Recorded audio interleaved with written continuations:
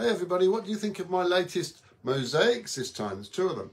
I made this yellow seahorse and I liked it so much that I wanted to make it again because there's a new colour which is this streaky peacock blue, and I thought it would make a splendid seahorse. And I think I'm right. It's not right or wrong, but there's a difference. The contrast here is different to usual.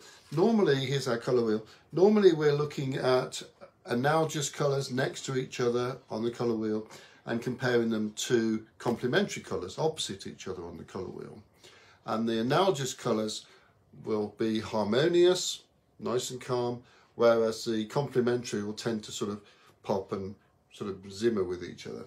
Here though, we've gone either side of green, so it's all analogous, and we all know that blue and yellow make green. So here we've got the yellow seahorse against green, and here's the blue one.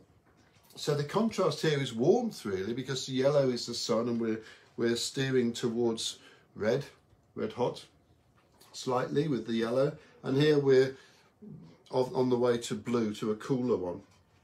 So it's an interesting comparison, I think. Not right or wrong.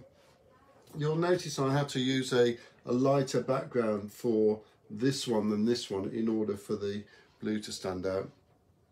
So there we are. I know which one I like the best.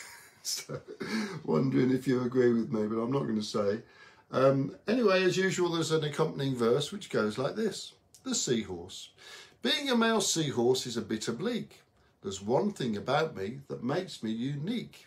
It makes all the ladies chortle with mirth, because I am the one who has to give birth.